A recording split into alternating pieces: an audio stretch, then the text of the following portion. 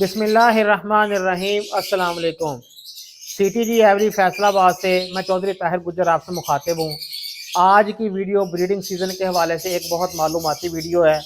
اس video میں جوڑا لگانے سے لے کر اس جوڑے کے بچے سیلف ہونے تک تمام باتیں ڈسکس کی جائیں گی، اور انشاءاللہ یہ ایک بڑی معلوماتی ویڈیو ہوگی۔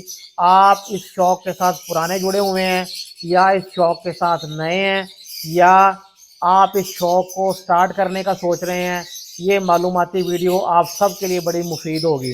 اس ویڈیو میں جتنی بھی باتیں شیئر کی جائیں گی یا ڈسکس کی جائیں گی وہ میرے ذاتی تجربات کی بنیاد پر ہیں، میرے یا میرے دوستوں کے جو تجربات کی روشنی میں جو ہم نے سیکھا ہے وہ انشاءاللہ آپ کے ساتھ میں شیئر کروں گا۔ سب سے پہلا مرحلہ آتا ہے پیئرنگ کا۔ پیئرنگ کے حوالے سے جو پرانی جو پریکٹسز تھیں، جو لوگ پرانے لوگ ہیں وہ یہ کرتے تھے کہ برڈز کو کالونی میں چھوڑ دیتے تھے اور پیئر خود ہی نیچرل بانڈنگ کرتا تھا اور اسی کو بریڈنگ کیج میں چھوڑ دیا جاتا تھا۔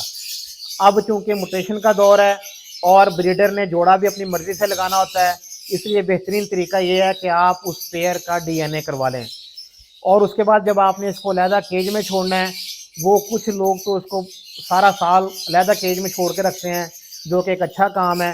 کچھ لوگ یہ کرتے ہیں کہ بریڈنگ سیزن سٹارٹ ہونے سے پہلے 15-20 دن یا مہینہ ان کو علیحدہ کر دیتے ہیں جس جوڑے کو لگانا ہوتا ہے۔ میں بھی یہی کرتا ہوں کہ اگست کے مہینے میں اپنی پیئرنگ جو سی ہے، جس پیئر کو میں نے لگانا ہے اس کو میں علیحدہ کیج دے دیتا ہوں۔ اس جوڑے کو لگانے کے لیے سب سے بہترین طریقہ یہ ہے کہ آپ نے ایک تو جوڑا ڈی این اے ہو، اس جوڑے کی عمر پوری ہو، اور اس جوڑے کے آپس میں ایج ڈفرنس زیادہ نہ ہو، یعنی کہ فیمیل کا سائز اور فیمیل کی ایج زیادہ بڑی نہ ہو اور میل چھوٹا نہ ہو، یا میل زیادہ بڑا نہ ہو فیمیل زیادہ چھوٹی نہ ہو۔ سیم ایج کے برڈ لگائیں گے اس کا آپ کو نتیجہ زیادہ اچھا ملے گا۔ پیئرنگ کرنے کے بعد آپ نے یہ دیکھنا ہے کہ جی وہ پیئر جو ہے وہ آپس میں بونڈ ہو گیا ہے۔ وہ بونڈ کرنے کا طریقہ یہ ہے کہ آپ کیج کے اندر چھوٹی اسٹک لگا دیں۔ چھوٹی اسٹک سے یہ ہوگا کہ پیئر جو ہے وہ آپس میں مل کے بیٹھے گا اور پیئر جلدی بونڈ ہو جائے گا۔ پھر جب بریڈنگ سیزن سٹارٹ ہوگا تو آپ نے بریڈنگ سیزن میں باکس لگانے سے پہلے یہ نوٹ کر لینا ہے کہ کیا پیئر پراپر بونڈ ہو چکا ہے۔ پراپر جو پیئر بونڈ ہو چکا ہوگا اس کو باکس لگانے کا فائدہ آپ کو بہت جلد نظر آ جائے گا۔ نیسٹنگ مٹیریل آپ جو بھی استعمال کرتے ہیں وہ آپ نیسٹنگ مٹیریل کریں۔ عموماً 2 طرح کا استعمال ہوتا ہے، یا تو یہ جس کو ہم کشی کہتے ہیں یہ ہوتی ہے، یا وہ کچھ لوگ کلفی کے کانے بھی استعمال کرتے ہیں، عموماً جہاں سے یہ سرکیاں وغیرہ ملتی ہیں وہاں سے وہ مل جاتا ہے۔ تو نیسٹنگ مٹیریل دینے کے بعد جب پیئر لیئنگ پہ آ جاتا ہے تو لیئنگ کے دن آپ نے نوٹ کر لینے ہیں۔ کچھ فیمیل جو ہوتی ہیں وہ انکوبیشن اپنے انڈے پورے کرنے کے بعد سٹارٹ کرتی ہیں، اور کچھ فیمیلز پہلے انڈے کے بعد ہی بیٹھ جاتی ہیں۔ اس کے اوپر میں نے ایک پراپر ویڈیو بنائی ہوئی ہے، آپ وہ دیکھیے گا، اس کا آپ کو بڑا فائدہ ہوگا۔ انڈے دینے کا مقصد یہ نہیں ہوتا کہ جب اس میں سے بچے نکل آئیں گے، کچھ انڈے انفرٹائل ہو جاتے ہیں، کچھ ڈیڈ ان سیل ہو جاتے ہیں۔ آپ نے یہ ساری چیزیں نوٹ کرنی ہیں۔ انڈوں کی فرٹیلٹی چیک کرنے کے لیے آپ نے 8-10 دن کا لازمی صبر کرنا ہے۔ 8-10 دن کے بعد آپ نے انڈوں کو فرٹیلٹی کی چیک کرنی ہے۔ وہ بھی میں آپ سے انشاءاللہ شیئر کرتا ہوں کہ انڈوں کی فرٹیلٹی چیک کرنے کا کیا طریقہ ہے۔ جب انڈے آنا سٹارٹ ہو جاتے ہیں تو آپ نے کیا کام کرنا ہے کہ آپ نے نمبرنگ کر لینی ہے۔ میں نمبرنگ نہیں کرتا، یہ صرف سمجھانے کے لیے میں نمبرنگ کر رہا ہوں کہ نمبرنگ کا فائدہ کیا ہوتا ہے۔ جب آپ نے انڈوں کی فرٹیلٹی چیک کرنی ہے تو 8 دن کے بعد آپ نے پہلے انڈے سے سٹارٹ کرنا ہے۔ آپ کا جو پہلا انڈا ہے وہ فرٹائل ہو چکا ہوگا۔ اس کا کیا طریقہ ہے انڈوں کی فرٹیلٹی چیک کرنے کا، وہ میں آپ کو بتاتا ہوں۔ موبائل کی آپ نے لائٹ چلا لینی ہے۔ موبائل کی لائٹ چلا کے جب آپ انڈے کو اس کے اوپر رکھیں گے، آپ کو انڈے کے اندر ریڈ کلر کی وینز نظر آنا سٹارٹ ہو جاتی ہیں۔ یہ آپ کو نظر آ رہی ہوں گی وینز ریڈ کلر کی۔ اس کا مطلب یہ ہے کہ یہ انڈا فرٹائل ہے۔ دیکھ رہے ہیں آپ، یہ انڈے کے اندر ریڈ کلر کی وینز ہیں، یہ فرٹائل انڈے کی نشانی ہے۔ جو انڈا انفرٹائل ہوگا وہ خالی ہوگا۔ یہ دیکھیں، آپ کو میں ایک اور انڈا اٹھا کے دیتا ہوں۔ یہ پہلا انڈا ہے، یہ دیکھیں یہ دوسرا انڈا ہے۔ اس کو بھی آپ نے بہت احتیاط سے رکھنا ہے۔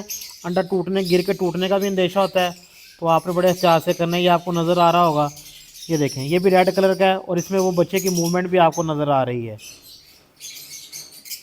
اس طریقے سے آپ نے انڈے کی فرٹیلٹی چیک کر لینی ہے۔ انڈوں کی فرٹیلٹی چیک کرنے کے بعد آپ نے 10-12 دن برڈ کو تنگ نہیں کرنا، آپ نے پیئر کو تنگ نہیں کرنا۔ फीमेल को प्रॉपर टाइम देना है कि वो अपनी इंक्यूबेशन करे, और उसके बाद आपने जब उसके हैचिंग का अमल स्टार्ट हो जाता है, अमूमन 22-23 दिन के बाद हैचिंग स्टार्ट हो जाती है, फिर आपने ये करना है कि आपने रोज़ाना अंडों को चेक करना है, बच्चों को चेक करना है, क्या पेयर प्रॉपर फीड करवा रहा है, क्या जो बच्चा निकल रहा है वो बच्चे को फीड मिल रही है। आपने ये बहुत ज़्यादा तवज्जो करनी है इस चीज़ की। अमूमन जो से बच्चे छोटे होते हैं वो कहावत है कि माँ उसी बच्चे को दूध देती है जो रोता है। तो कुछ बच्चे जेनेटिकली कमज़ोर होते हैं, जब वो बोलते नहीं हैं, हिलते नहीं हैं, तो पेरेंट्स उनको फीड भी नहीं करवाते। ये जो पहले दिन का बच्चा एक्सपायर हो जाता है, इसी वजह से हो जाता है कि वो बच्चा, छोटा बच्चा कमज़ोर होता है, और वो कमज़ोरी में ही या तो डेड इन सेल हो जाता है, या अगर निकलता है तो वो आवाज़ नहीं निकालता, या वो चीखता चलाता नहीं है। तो इस वजह से भी वो बच्चे उसको पेरेंट्स उसको फीड नहीं करवाते। आपने ये नोट करना है कि क्या पेरेंट्स प्रॉपर फीड करवा रहे हैं। फिर उसके बाद जब बच्चे निकलने स्टार्ट हो जाते हैं, 2-3 जब बच्चे आ जाते हैं, फिर उसके बाद आपने ये देखना है कि क्या जो अंडे बकाया पड़े हैं वो गंदे तो नहीं हो रहे। आपने अंडों को साफ़ ज़रूर करना है। उसके लिए कुछ लोग टिशू साफ इस्तेमाल करते हैं, कुछ लोग कपड़ा इस्तेमाल करते हैं, कुछ लोग बेबी वाइप्स इस्तेमाल करते हैं। ज़्यादा गीला नहीं करना अंडे को, आपने बिल्कुल हल्का सा लगाना है। उसके साथ 2 फ़ायदे हो जाएंगे। एक तो ये है कि अंडे का जो शेल है वो भी नरम हो जाएगा, जो चिक्स जो सा डेड इन शेल होता है उसको वो मतलब अंडे का शेल तोड़ना आसान हो जाएगा। और दूसरी बात यह है कि बैक्टीरिया नहीं जाएगा अंडे के अंदर गंदगी की वजह से। जब बच्चे निकलना स्टार्ट हो जाते हैं, फिर क्या होता है, जो बड़े बच्चे होते हैं वो छोटे बच्चे उनके नीचे आके दब के मर जाते हैं। आपने रोज़ाना देखना है क्या बच्चों की फीड हो रही है। जो छोटे बच्चे हैं अगर उनकी फीड नहीं हो रही, आपने फिर क्या करना है, आपने किसी और पेयर के नीचे उसी एज के बच्चे जहाँ पे होंगे आपने उनको वहाँ पे शफल कर देना है। लेकिन एहतियात ये करनी है कि आपने उसके पेरेंट्स की निशानी लगा लेनी है उस बर्ड की कि इसको किस तरीके से देखा जाए। यानी आप ब्लैक आइज के बच्चे रेड आइज के नीचे रख दें, या आपको पता होगा कि जी ये मेरा अल्बाइनो का पेयर है, इसके नीचे ऑफलाइन का मैं बच्चा रख सकता हूँ। यानी कि आपने ये टेक्निकली एक चीज़ नोट करने वाली कि आपने ये जहन रखना है कि जी मैं ये बच्चा किसका उठा के कहाँ पे रख रहा हूँ। मैं अमूमन अंडे फोस्टर नहीं करता, मैं बच्चे फोस्टर करता हूँ। वो मैं किस तरीके से करता हूँ मैं आपको वो भी दिखाता हूँ। बच्चे फोस्टर करने का तरीका ये होता है कि मैं साइजिंग कर देता हूँ, सेम साइज़ चिक्स कि जितने भी बच्चे हैं वो मैं सेम साइज़ के जो बच्चे हैं उनको मैं मतलब एक पेयर के नीचे रख देता हूँ। किसी के नीचे 3 है उनके नीचे 4 कर दिए, किसी के नीचे 2 है उनके नीचे 3 कर दिए, किसी के नीचे 1 है उसको पेयर को मैं फ्री कर देता हूँ ताकि वो दोबारा अंडे दे दे। जब बच्चे निकल आते हैं 10-15 दिन के हो जाते हैं, फिर उसका अगला मरहला आता है उनको रिंग डालने का। रिंग डालने का भी मैं आपको तरीका बताता हूँ कि रिंग किस तरह से डाला जाता है और उसको रिकॉर्ड को किस तरह से मेंटेन किया जाता है, आपके साथ मैं वो भी डिस्कस करता हूँ। ये है जी मेरा रिंग CTG11, ये मेरा कोड है। तो ये LSP के रिंग है। इनको जो डालने का दिन होता है वो तकरीबन 15 दिन से पहले पहले डालना चाहिए, वरना फिर पाँव बड़े हो जाते हैं और फिर उससे ये रिंग गुजरता नहीं है। तो चिक्स के जो रिंग की डालने की दिन है वो 15 दिन से पहले पहले आपने रिंग डाल देना है। जी माशाल्लाह इस पेयर के चिक्स को रिंग डालने लगाऊं। इसमें जो मेल है ये ब्लू यूविंग है सिंपल, और जो ग्रीन फिशर है ये सिंपल ग्रीन फिशर है सब रेड ब्लू। तो इसके चिक्स की माशाल्लाह अब 8 से 10 से 15 दिन की तकरीबन इनकी एज है। तो अब इनको रिंग डालने हैं। ये इनमें से एक बच्चा अभी ज़्यादा छोटा है, 3 बच्चों को रिंग डाल जाना है। मैं आपको बताता हूँ रिंग कैसे डालना है। ये सबसे बड़ा बच्चा है। रिंग डालने का बड़ा आसान सा तरीका है। पाँव की 4 उंगलियाँ, हर बर्ड के पाँव की 4 उंगलियाँ होती हैं। जो 3 उंगलियाँ ये बड़ी हैं और एक छोटी है। आपने 3 बड़ी उंगलियाँ इकट्ठी पकड़ लेनी है। इकट्ठी पकड़ के उनको थोड़ा सा बिल्कुल मामूली सा आप दबाएंगे तो वो बिल्कुल सीधी हो जाएंगी। आपने रिंग पकड़ के नाखून उसमें से गुजारने हैं और बिल्कुल आसानी से आपका ये रिंग ये चला जाएगा। पाँव का और ये जोड़ है, जो जॉइंट है, इसका जो दरमियानी हिस्सा है, अल्लाह का निज़ाम ये है कि इसमें इतना ही रहना है। पीस को इस रिंग से कोई तकलीफ़ नहीं होगी। ये बड़ा लूज़ है, आप देख रहे हैं ये लूज़ है, ठीक है। ये सारी ज़िंदगी इसका इसी तरह लूज़ ही रहेगा। अब ये 2-4 दिन के बाद या 6 दिन के बाद आप इस रिंग को निकाल नहीं सकते, ये रिंग काटना ही पड़ेगा, ठीक है। یہ ماشاءاللہ جی رنگ ڈال دیا میں نے. اب اس کی ڈیٹیل کیسے لکھنی ہے میں آپ کو وہ بتاتا ہوں. ٹھیک ہے, یہ بھی رنگ نمبر ہے. یہاں پہ میں لکھوں گا کہ برڈ کون سا ہے. وہ چونکہ ابھی پتہ نہیں ہے کہ وہ آف لائن ہے یا نہیں ہے, تو اس لیے میں نے اس کو جگہ کو اوپن چھوڑ دیا ہے. اور یہاں پہ آئے گا اس کا ڈی این اے, کہ ڈی این اے یہ میل ہے یا فیمیل ہے. یہ کیج نمبر, یہ کس نمبر کیج کا ہے, یہ ہے جی 62 نمبر کیج. کس تاریخ کو رنگ ڈالا ہے جی, 3 تاریخ کو. آج 3 تاریخ ہے, اس کو میں نے 3 تاریخ کی ڈیٹیل لکھ دی.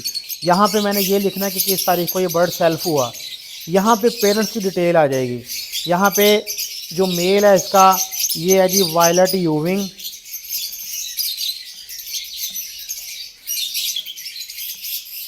یہ پاسبل اپ لائن بھی, لیکن یہاں پہ لکھنا نہیں ہے میں نے. اور جو فیمیل ہے یہ ہے جی گرین سپلٹ بلو. ٹھیک ہے, یہ جی اس طریقے سے ڈیٹیل آپ نے لکھ دینی ہے. آگے ان کی یہاں پہ رنگ نمبر بھی لکھ دینا ہے پیرنٹس کا. یہاں پہ سیلف ڈیٹ بھی لکھ دینی ہے جب سیلف ہونا ہے پیس. اور یہاں پہ ڈی این اے بھی لکھ دینا ہے کہ یہاں پہ اس کا ڈی این اے کیا ہے, میل ہے کہ فیمیل ہے. اور یہاں پہ برڈ کا نام آ جائے گا جس کو رنگ ڈالا ہے. رنگ ڈالنے کے بعد جو اکثر پیرنٹس کرتے ہیں پیر کے, وہ یہ کرتے ہیں کہ وہ رنگ کو کھینچتے بھی ہیں. جن پیرنٹس کو عادت نہیں ہوتی رنگ والے برڈ کا بچے کو دیکھنے کی, وہ پھر کھینچنا شروع کر دیتے ہیں. آپ نے یہ بھی نوٹ کرنا ہے کہ پیئر بچے کے ٹانگ نہ کھینچے. اس کی وجہ سے چکس کی ٹانگ ضائع ہونے کا بھی اندیشہ ہوتا ہے. یعنی کہ آپ نے پراپر سپرویژن کرنی ہے. بریڈنگ سیزن کے بعد آپ کو روزانہ 2-3 دفعہ شیڈ میں چکر لگانا پڑتا ہے. وہ لگانے کا مقصد یہ ہوتا ہے کہ آپ یہ دیکھیں کہ کیا پراپر ہیچنگ ہو رہی ہے, پراپر فیڈ مل رہی ہے. جن کیجز کو دیکھنا ہے آپ نے ان کے اوپر نشان لگا لیں کہ ان کیجز کو میں نے روزانہ دیکھنا ہے. جب آپ نے رنگ ڈال دینے ہیں اس کے بعد آپ سیم سائز کے چکس جہاں مرضی سپریڈ کر دیں. آپ ان کو جہاں مرضی رکھ دیں, جہاں مرضی فوسٹر کر دیں, کیونکہ وہ آپ کو پتہ ہے, اس کی ڈیٹیل آپ کے پاس لکھی جا چکی ہے. وہ کہیں بھی پل جائے گا, آپ کو پتہ ہوگا کہ یہ فلانے پیڑ کا بچہ ہے. آپ کسی بھی پیڑ کے نیچے ان کو رکھ کے پال سکتے ہیں. رنگ ڈالنے کے بعد جو اگلا مرحلہ ہے وہ یہ ہے کہ کیا پیئر پراپر فیڈ کروا رہا ہے. کچھ پیئر ایسے ہوتے ہیں جو چیک سیلف ہونے سے پہلے ہی اگلی لیئنگ کر دیتے ہیں, اور بچوں کی وجہ سے وہ پھر انڈے گندے ہونا شروع ہو جاتے ہیں. اس طرح پورا کلچ ضائع ہو جاتا ہے. آپ نے یہ نوٹ کرنا ہے لازمی. پھر آپ نے دیکھنا یہ ہے کہ کیا چکس باہر آنا جانا سٹارٹ ہو گئے ہیں. اگر چکس باہر آنا جانا سٹارٹ ہو گئے ہیں پھر آپ کچھ 8-10 دن کے لیے باکس اتارنا چاہیں تو باکس اتار دیں, تاکہ پیئر اپنے چکس کو پراپر پال لے. عموماً 55 سے 60 دن کا بچہ جو سیلف ہو جاتا ہے. کچھ پیئرز ایسے ہیں جو 50 دن کا بچہ بھی سیلف کر لیتے ہیں, اور کچھ فیمیلز ایسی ہوتی ہیں جو 60 دن سے بھی زیادہ لے جاتی ہیں اپنے بچوں کو سیلف کرنے میں. آپ نے یہ آبزرو کرنا ہے. جس دن آپ یہ دیکھیں کہ چکس باہر دانہ پانی خود کھا رہے ہیں, آپ نے اس دن سے لے کے مزید 8 دن تک برڈ کو لہذا نہیں کرنا, تاکہ وہ پراپر کھانا پینا اپنا سٹارٹ کر دیں. اور پھر اس کے بعد آپ نے چکس کو ڈائریکٹ بڑی فلائٹ میں نہیں چھوڑنا. آپ نے چکس کو چھوٹے کیج میں چھوڑنا ہے, تاکہ ان کی انرجی کم لگے, اور وہ جو خوراک کھائیں اس کی ان کو فائدہ زیادہ ہو. اگر آپ پہلے دن کے بچے کو ہی سیلف کرنے کے بعد ادھر چھوڑ دیتے ہیں کالونی میں, تو کالونی میں جو سے باقی برڈز ہوں گے وہ اس کو ماریں گے. اس کی فلائٹ کی وجہ سے وہ برڈ زیادہ کمزور ہو جائے گا اور وہ پھر ایکسپائر ہو جائے گا. آپ نے سیم ایج کے بچوں کو چھوڑنا ہے. کبھی بھی ڈفرینٹ کلچز کے بچے ایک ساتھ نہیں چھوڑنے. پہلے کلچ کے جہاں پہ بچے آپ نے چھوڑنے ہیں وہاں پہ دوسرے کلچ کے بچے نہیں چھوڑنے. دوسرے کلچ کے بچے سارے ایک جگہ پہ ہوں, تیسرے کلچ کے بچے سارے ایک جگہ پہ ہوں. یہ وہ باتیں ہیں جو ہم نے تجربے کے ساتھ سیکھی ہیں, وقت کے ساتھ سیکھی ہیں. آپ کے ساتھ بھی شیئر اسی لیے کی ہیں تاکہ یہ باتیں آپ بھی ذہن نشین کر لیں اور ان باتوں پہ آپ بھی عمل کریں. پھر جب چکس سیلف ہو جاتے ہیں پھر اس کے بعد ان کا پراپر ایک طریقہ ہوتا ہے ڈی این اے کروا کے آگے برڈ سیل کرنے کا, یا خود رکھنے کا. آپ نے اپنی پیئرنگ کرنی ہے یا سیل کرنا ہے, وہ پھر اس کے بعد آپ سیلف ہونے کے بعد یہ آپ کام کر سکتے ہیں. امید ہے آپ کو آج کی ویڈیو بہت پسند آئی ہوگی. اگر آپ کو آج کی ویڈیو پسند آئی ہے تو آپ یہ چینل بھی لازمی سبسکرائب کریں, اور اس ویڈیو کو بھی لائک کریں, اور دوستوں کے ساتھ بھی شیئر کریں. بہت شکریہ.